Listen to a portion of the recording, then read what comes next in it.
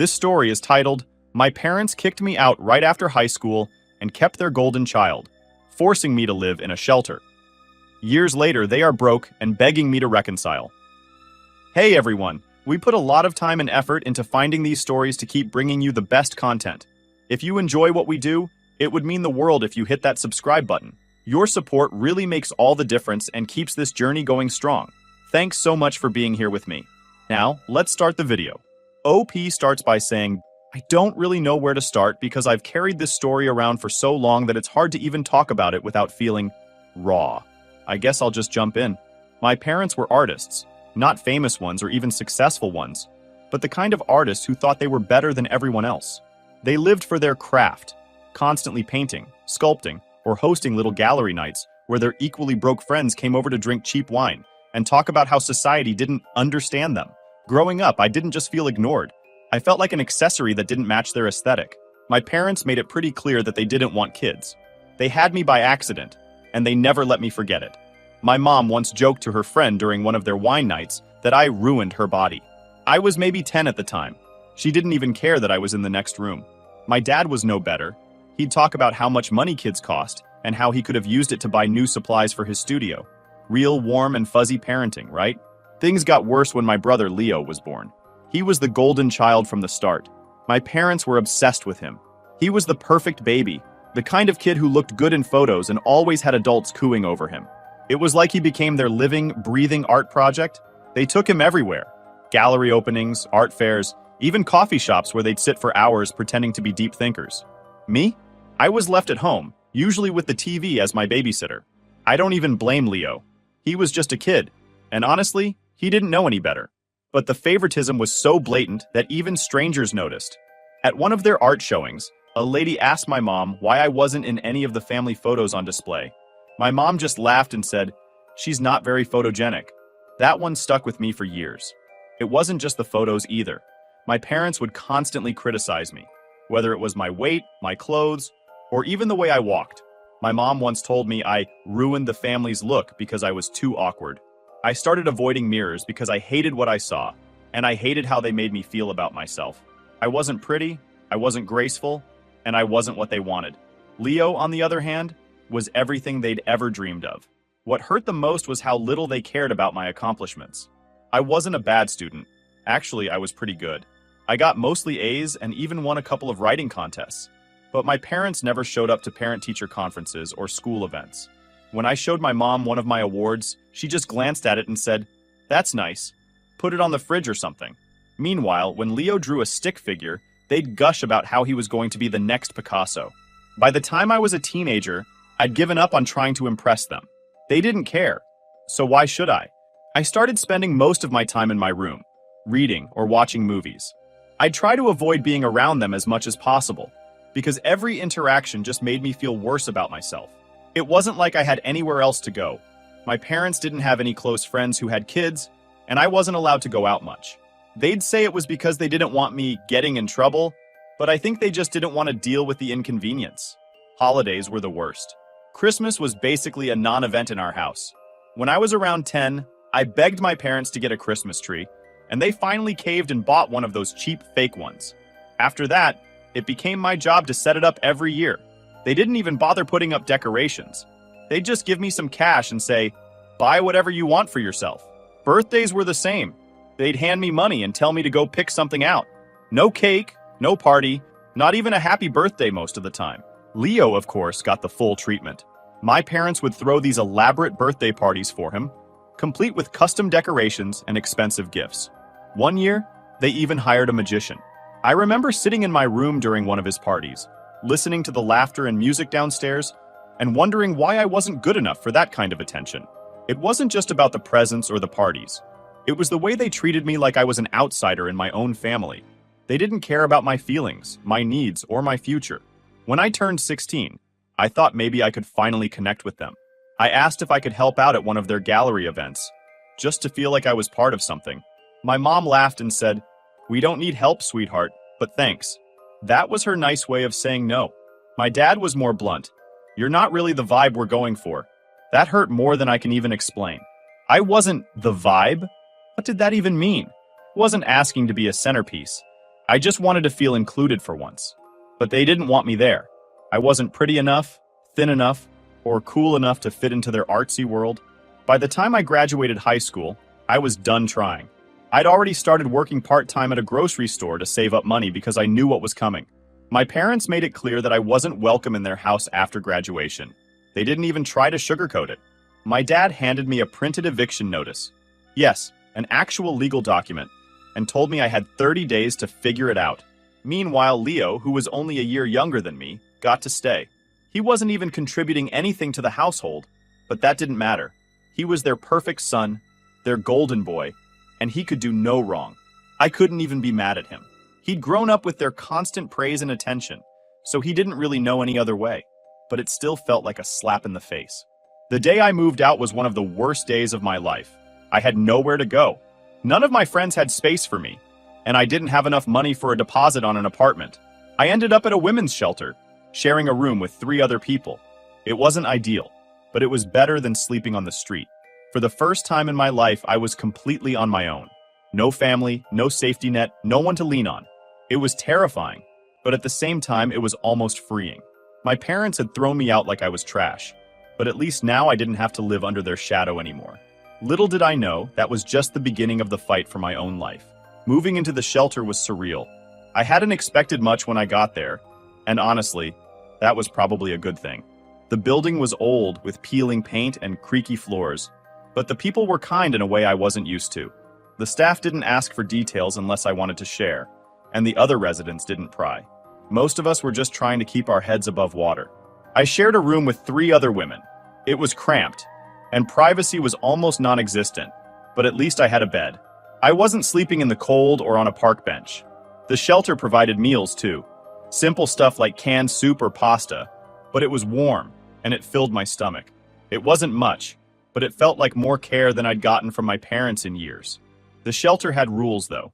We had to be out during the day, either looking for work or attending appointments, which was tough because I didn't even know where to start. I had no savings left after my parents had kicked me out, no work lined up, and no idea how to navigate adult life. The shelter had a resource center with donated clothes and job postings pinned to a corkboard. I spent hours there every day, sending out applications for anything I thought I could handle. The other women at the shelter were the closest thing I had to a support system. Some were older, women who had escaped bad marriages or lost their homes. Others were younger, like me, trying to figure out how to survive on their own. I didn't talk much at first. I was too embarrassed, too ashamed of how I'd ended up there. But one of the older women, Maria, took me under her wing. She told me her story, a brutal tale of being left with nothing after her ex-husband drained their bank accounts. And it made me realize I wasn't alone in feeling betrayed by people who should have cared for me. It was Maria who encouraged me to reach out to my family. "Not your parents," she said firmly, "but anyone else who might help. Sometimes people surprise you." At first, I resisted. My parents had made it clear that I wasn't welcome in their lives, and I didn't want to hear more rejection. But one night, when the shelter was quiet and I couldn't sleep, I dug out the old phone I'd barely been using. I remembered hearing my mom mention Aunt Rebecca once when I was younger. She'd called her practical, in a tone that made it sound like an insult. That's when I realized Rebecca might be exactly the kind of person I needed. I didn't have her number, but a quick search online turned up her work information.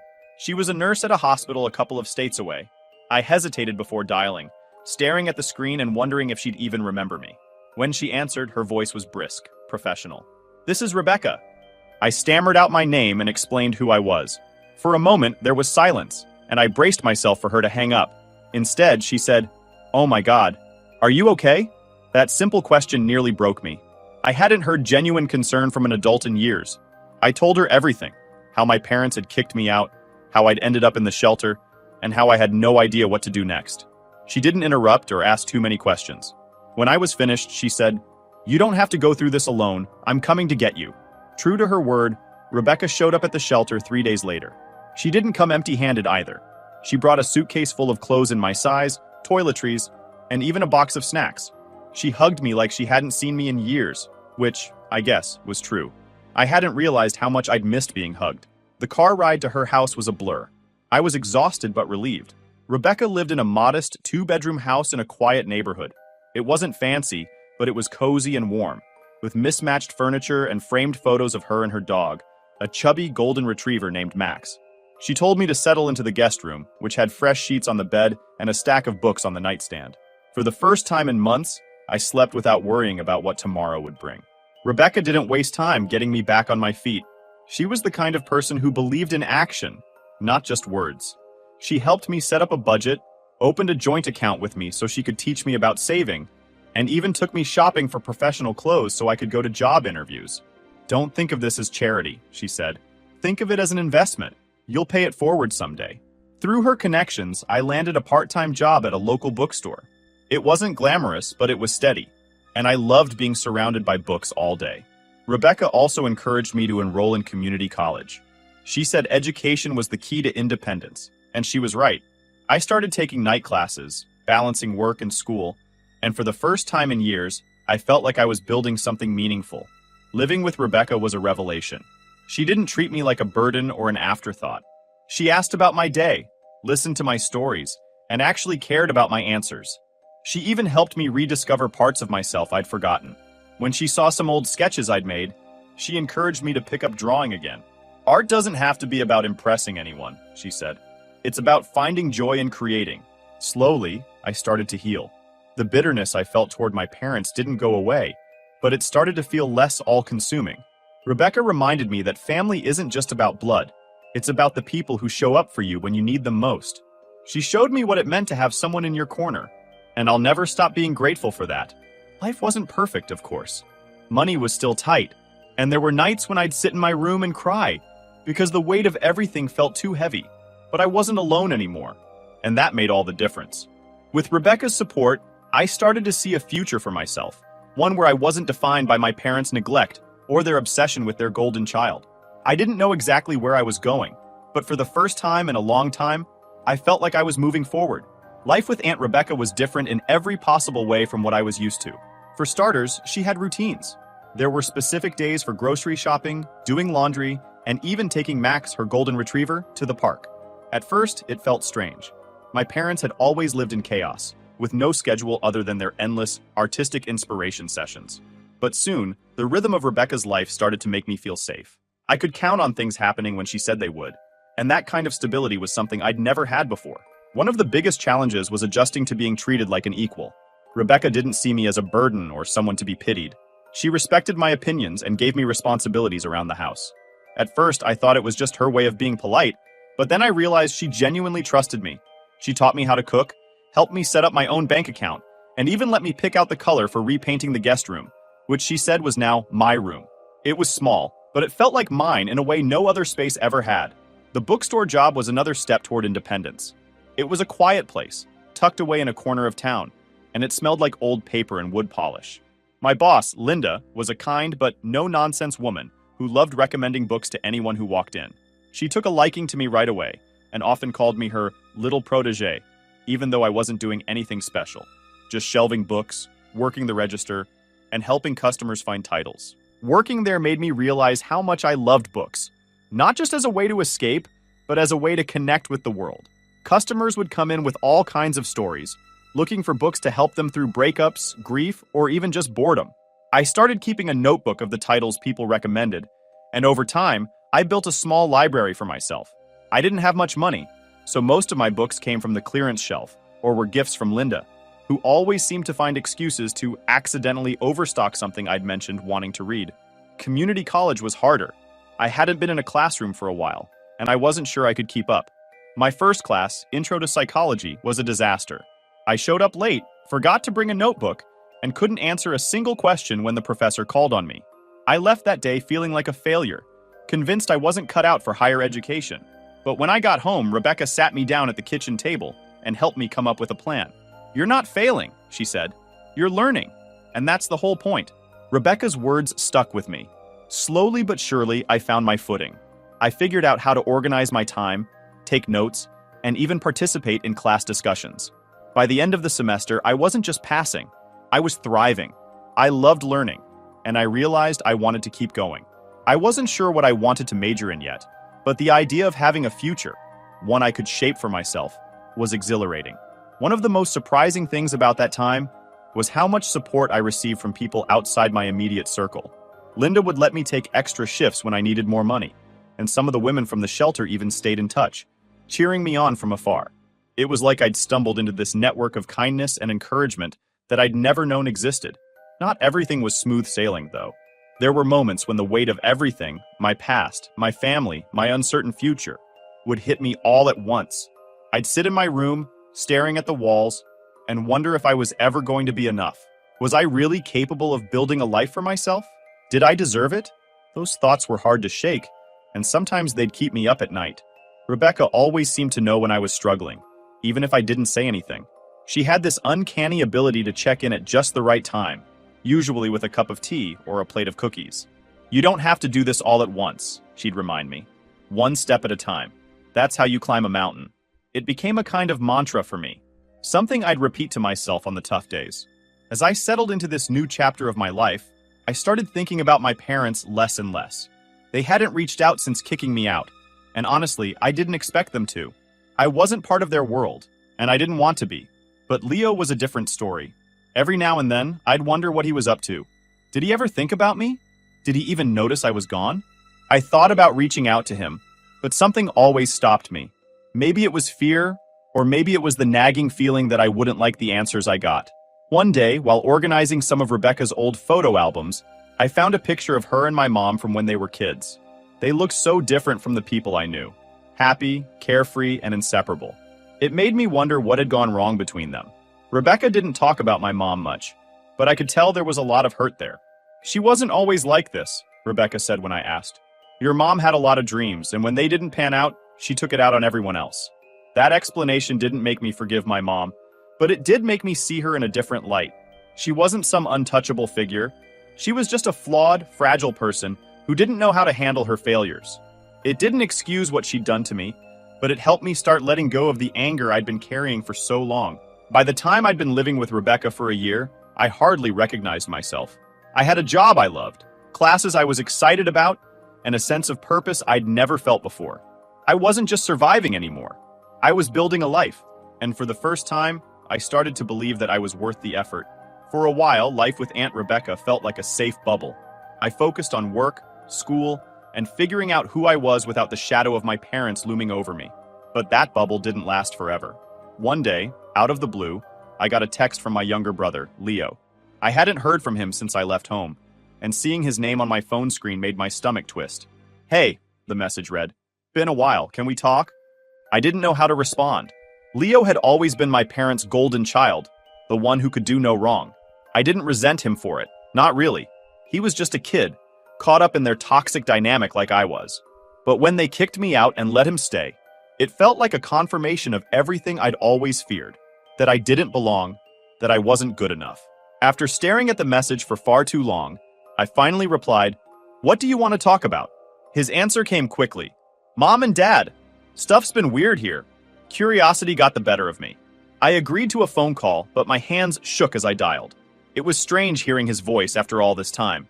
He sounded older, more serious. He didn't waste any time getting to the point.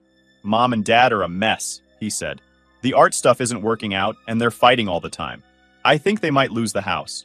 I wasn't surprised. My parents had always been terrible with money, pouring everything they had into their art while ignoring practicalities like bills and savings. But what caught me off guard was the way Leo talked about it. There was no trace of the golden child I remembered, the kid who thought our parents hung the moon. He sounded tired, frustrated, even angry. "They've been taking it out on me," he continued. I think they're expecting me to fix everything." I didn't know what to say. A part of me wanted to comfort him, to tell him it wasn't his responsibility, but another part of me felt like this was his reckoning. He'd always been their favorite, the one they put on a pedestal. Now he was getting a taste of what it felt like to be weighed down by their expectations. "Why are you telling me this?" I asked finally. "Because you're the only one who gets it," he said. "I don't have anyone else to talk to." That hit me harder than I expected. For all their favoritism, my parents had failed Leo too. They'd never taught him how to be independent or how to navigate the real world. They'd only ever cared about how he made them look.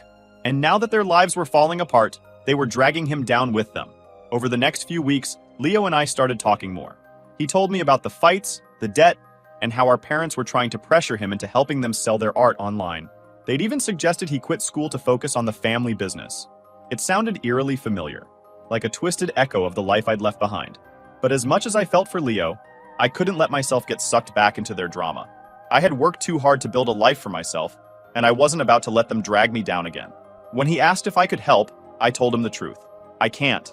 They made their choices, and they have to deal with the consequences. Leo didn't take it well. He accused me of abandoning him, of being selfish. It hurt, but I stood my ground. You're not a kid anymore, I told him. You have to decide what kind of life you want. Don't let them make that choice for you. Our conversations became less frequent after that. I missed him, but I knew I'd done the right thing. My parents had already taken so much from me. I couldn't let them take more. Then one day, I got a call from Aunt Rebecca while I was at work. Her voice was tense. Your parents showed up at my house, she said. My heart sank. What? Why? They said they were looking for you.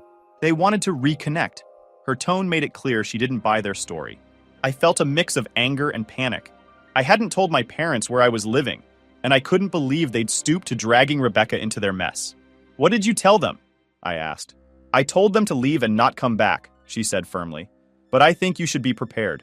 They're desperate. Desperate. That word stuck with me. It explained everything. Their sudden interest in me, their attempts to use Leo, even their willingness to show up at Rebecca's door uninvited. Their world was crumbling, and they were grasping at straws. I decided to take action before they could make things worse. I got new locks for the house and set up security cameras, something Rebecca insisted on helping with. They're not going to bully their way into your life again, she said. Sure enough, a few days later, my parents tried to contact me. First, it was a string of emails filled with flowery language about family ties and starting fresh. When I didn't respond, the tone shifted. They accused me of being ungrateful, of abandoning them in their time of need. It was textbook manipulation, and I refused to fall for it. Eventually, they showed up at my house. I didn't let them in. I stood on the porch, blocking the door, and told them to leave. My mom tried to guilt trip me, going on about how hard things had been for them. My dad just stood there, scowling, like he couldn't believe I was standing up to them. You owe us, my mom said at one point. We raised you. We gave you everything. Everything? I snapped. You kicked me out and left me in a shelter. You gave Leo everything, not me. She opened her mouth to argue, but I cut her off. I don't owe you anything. Now get off my property before I call the police. They left, but not before my mom gave me one last parting shot. You'll regret this. Family is all you have. But that wasn't true. I had Rebecca. I had the friends I'd made at work and school. I had myself. Family isn't about blood. It's about who shows up for you. And my parents had never shown up for me. As I watched them drive away, I felt a strange mix of sadness and relief. Part of me wished things could have been different, that they could have been the parents I needed. But another part of me knew that letting them go was the only way to move forward. I had built a life without them, and I wasn't about to let them tear it down. After the confrontation with my parents on the porch, I thought I was done with them. I'd made my boundaries clear, and for a while it seemed like they were going to respect that. Weeks went by without any contact from them. I threw myself into work and school, grateful to get back to my routines without the weight of their drama hanging over me. But deep down, I knew it wasn't over. My parents were nothing if not persistent when they wanted something. The first sign came in the form of a letter. It wasn't handwritten, just a plain, typed sheet of paper, folded neatly in an envelope. My name and address were printed on the front, no return address. I almost didn't open it, but curiosity got the better of me. Inside was a single page filled with formal language, telling me they intended to reclaim their connection with me and repair the family bond. It read like something they'd copied off the internet, as if they were trying to appeal to some higher sense of morality. At the bottom, both of them had signed their names in a scrawl that felt as fake as the sentiment. I crumpled it up and tossed it in the trash. They didn't want to reconnect. They wanted something from me. That much was obvious. Aunt Rebecca wasn't surprised when I told her about the letter. They're running out of options, she said. Don't let them guilt you into anything. You've worked too hard to get where you are. She was right, of course. But that didn't stop the anxiety from creeping in. I started double-checking the locks on my doors, making sure the cameras were working. Every time I left the house, I half expected to find them waiting for me when I came back. I hated that they had this power over me, that even after everything, they could still make me feel like a scared, helpless kid. The second sign came in the form of Leo. He called me out of the blue, something he hadn't done since our last tense conversation. I debated whether to answer, but finally picked up. His voice was quieter than usual, almost hesitant. Hey, he said. Mom and Dad want me to talk to you. Of course they did. I leaned back against the wall, already bracing myself for whatever guilt trip they'd cooked up this time. What do they want, Leo? They're struggling, he said. They think you can help. They're saying you should sell your house and use the money to help them pay off their debts. I laughed. Not because it was funny, but because it was so predictable. Let me get this straight. They want me to sell the house I worked my ass off to buy so I can bail them out? After they kicked me out and left me in a shelter? Seriously? Leo didn't argue. I could tell he didn't believe it either, but he was caught in their web just like always. I don't think it's fair, but they're desperate. They're saying it's the least you can do. The least I can do? My voice rose before I could stop it. Leo, they don't care about me. They never have. This isn't about family. It's about them using me like they've used you your whole life. There was a long pause, and I could hear him breathing on the other end of the line. You're right, he said finally. I don't know why I thought this would work. I'm sorry. For the first time, I felt a flicker of hope for Leo. Maybe he was starting to see them for who they really were. You don't have to keep letting them control you, I said. You're an adult now. You can say no. I don't know if I'm ready for that, he admitted, but I'll think about it. It wasn't much, but it was a start. The final straw came a few weeks later. I came home from work one evening to find a moving van parked in front of my house. My stomach dropped as I saw my parents standing on the porch, their arms crossed like they were waiting for me. I didn't even bother getting out of the car. Instead, I grabbed my phone and called the police. When the officers arrived, my parents tried to play the victim. My mom started crying, saying I'd invited them to move in and then changed my mind. My dad stood there, arms folded, claiming they had a verbal agreement with me. I stayed calm, explaining that they were trespassing and that I had no intention of letting them stay. Thankfully, the cameras I'd installed caught everything. Their arrival, their attempts to break in, even their argument on the porch about whether I'd actually let them in. The footage shut down their lies in an instant. The police gave them a choice: leave voluntarily or be removed. My parents chose the former, but not without plenty of theatrics. My mom sobbed dramatically as she packed her things back into the van, while my dad muttered under his breath about ungrateful children. I watched from the window, feeling a strange mix of anger and relief. This was the last time they'd ever try to worm their way back into my life. After they left, I changed all the locks again, even though they hadn't gotten inside. Rebecca came over that weekend to help me install new cameras and reinforce the windows. You've done everything right, she said. They're grasping at straws now. But even with her reassurance, I couldn't shake the lingering fear. What if they tried something else? What if they never gave up? The answer came a few months later when I got a call from Leo. They're gone, he said, his voice heavy. They moved to another state to live in one of Mom's inherited properties. I think they've finally given up on you. Hearing that felt like a weight lifting off my chest. For the first time in years, I felt free. I wasn't looking over my shoulder anymore, waiting for the next crisis to hit. My parents were out of my life, and I intended to keep it that way. These days, I focus on the things that matter: my job, my classes, and the future I'm building for myself. Rebecca is still my rock, always there to offer advice or just listen when I need to vent. Leo and I are slowly rebuilding our relationship. Though it's complicated, he's still tied to our parents in ways I'm not, but I hope he'll find his own way out someday. As for my parents, I don't think about them much anymore. They made their choices, and I've made mine. They may have tried to define me as the problem child, the one who didn't fit their mold, but I've proven that I'm so much more than that. I've built a life for myself, a real life, full of people who love and support me, and that's something they can never take away.